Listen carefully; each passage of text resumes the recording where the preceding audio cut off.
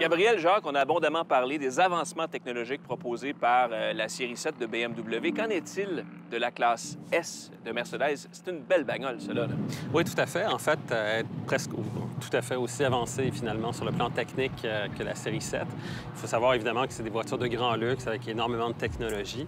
Et dans le cas présent ici, évidemment, c'est la motorisation hybride rechargeable. C'est la S550E que l'on a. Oui. Donc un V6 biturbo avec un moteur électrique, une batterie quand même de dimension pas très importante. C'est pas une très grosse batterie, là, on parle de 8,7 kWh. Alors, ce que ça donne une voiture qui a des performances en accélération qui sont comparables à celles de la classe S équipée d'un moteur V8. Oui.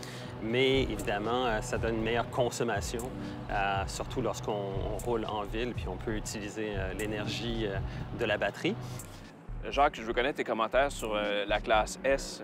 On peut parler, entre autres, de l'intérieur. Je veux dire, chez Mercedes, on s'attarde à des petits détails. La finition est impeccable. Écoute, chez Mercedes, déjà depuis des décennies, on est habitué de nous présenter des voitures de grand luxe. Il suffit de penser à la fameuse Maybach qui a effectué un retour avec la classe S, dans le fond, tout dernièrement. Mais on est habitué à présenter des voitures avec des matériaux raffinés, des matériaux de grande qualité. Et la Mercedes n'y échappe pas, évidemment. La classe S, quand on s'assoit à bord, quand on s'installe derrière le volant, on s'aperçoit que c'est une voiture qui est raffinée. C'est une voiture vraiment, mais vraiment haut de gamme.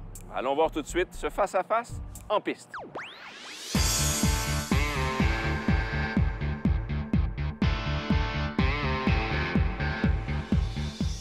Alors, c'est parti. C'est parti.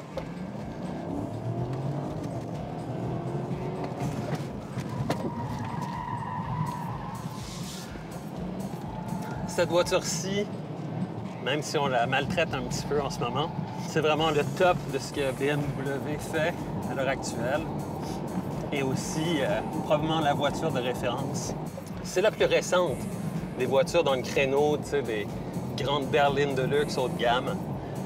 Donc, c'est celle qui est la plus avancée aussi sur le plan technique. Parce qu'à partir de la 750 Li, le modèle dans lequel on est, BMW prend de ces technologies-là et les envoie à un moment donné sur les autres voitures de la compagnie. Toutes les innovations technologiques ou techniques ont toujours commencé sur les véhicules haut de gamme pour ensuite se répandre sur les véhicules que monsieur, madame, tout le monde conduit. Ouais. L'exemple le plus probant de ça, c'est les coussins gonflables ou les freins ABS. Okay. C'est Mercedes-Benz qui a inventé ça dans les années 70. Ouais. Puis maintenant, on retrouve ça dans toutes les voitures. On sent que la voiture tient bien. J'ai remarqué aussi qu'elle était très bien chaussée. Mais ça se comporte comment, là, une voiture de cette envergure-là, en termes de grosseur, de poids? Tu vois, ici, on est sur une ligne droite, puis on a un virage relativement large ici. Mais tu sens très bien le confort, puis en même temps, en ce moment, j'ai les suspensions réglées en mode sport. Okay. Alors, si je passe ici en mode confort, et on sent tout de suite la différence à la portée de la voiture, la façon dont elle se comporte ici, par exemple, sur quelques petites bosses ici au freinage, mais on les sent à peine. Tout ça, évidemment, afin de bonifier le confort pour les passagers qui prennent place à l'arrière et surtout le passager qui prend place dans son lazy boy. Sincèrement, c'est une configuration de rêve. On a un V8 turbo qui développe au-delà de 400 chevaux. Quand même. Et encore là, il y a un modèle encore plus puissant qui est un moteur V12. Qui veut ça? Tu as besoin de ça quand pour ce modèle-là? Là? Le V12, c'est plus une question de standing ou de panache pour l'acheteur, mais à la limite, c'est presque superflu. Mais de toute façon, pour les constructeurs automobiles, d'offrir un V12, ça leur permet juste de majorer le prix. Oui, aussi. Et de faire plus de profit avec la voiture. Il n'y a pas de doute.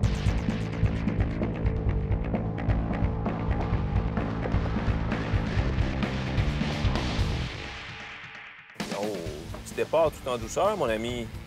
C'est parce que c'est une voiture hybride, donc pas beaucoup de bruit ambiant. Ça paraît. Ce qui est quand même étonnant, malgré un empattement allongé, c'est que l'arrière de la voiture ne se dérobe pas. Bien, en fait, moi, je sens, là, je suis à l'arrière, je suis pas au volant comme toi, mais je sens un bel équilibre dans ce véhicule-là. Et puis pourtant, on est agressif avec l'auto, là. En fait, tu es agressif avec l'auto. Je subis ton agressivité. Mais, tu sais, comme tu peux voir, c'est quand même relativement stable pour une voiture. C'est une voiture qui est lourde, hein? est-ce qu'elles sont réellement comparables en termes de comportement, en termes d'un tout, en fait? Parce que la 750 a beaucoup à offrir. Là. Moi, je te dirais que la particularité de cette voiture-là versus la BM, c'est que chez Mercedes, on mise beaucoup pour la classe S, pour le confort, le comportement général de la voiture. Chez BM, on ajoute à ça le plaisir de conduire. Mais en termes de confort, de raffinement, c'est sûr que c'est deux voitures qui sont comparables. Le tableau de bord de ce Mercedes-là est intéressant. C'est comme un grand écran panoramique quasiment. Oui, c'est sous forme d'écran. Même chose pour le tachymètre et compagnie. Alors ça, c'est une particularité de Mercedes. C'est combien, monsieur, la facture de cette... 137 000 beaux dollars, mon cher ami. Ben c'est pas pire. En 4 paiements faciles. Au moins, c'est pas en euros. Non. Merci, Jacques. Bienvenue. Gabriel et Jacques, on a clairement affaire à deux voitures de prestige. Quel serait votre choix au quotidien? Personnellement, j'aime beaucoup la série 7 parce que elle est vraiment à la fine pointe de la technologie. J'aime beaucoup aussi l'idée que sa structure est une structure avec des matériaux comme la fibre de carbone, donc une structure hybride qui est vraiment super rigide, très légère aussi. Jacques? Bien, tant qu'à payer 130 140 000 et plus, là, moi, je préfère la Mercedes et je vous explique pourquoi. C'est une question de prestige, de rouler dans une voiture avec l'étoile d'argent, la pointe du capot. Moi, je ne sais pas, ça représente... Je pense que cette voiture-là a un petit peu plus de charisme, si on veut, que la série 7. Nonobstant l'aspect technologique, moi, je vous dirais que, pour ma part, l'aspect technologique, non, je ne tiendrai pas compte de ça. Moi, juste pour le fait que Gabriel m'a brassé la cage pas mal assis en arrière, là, j'irais peut-être pour la BM dans cette comparaison-là. Merci, messieurs. Albi le géant. Plus de 20 concessions de véhicules neufs et d'occasion avec le plus grand choix de marques. Sur le web et en magasin, on vous attend.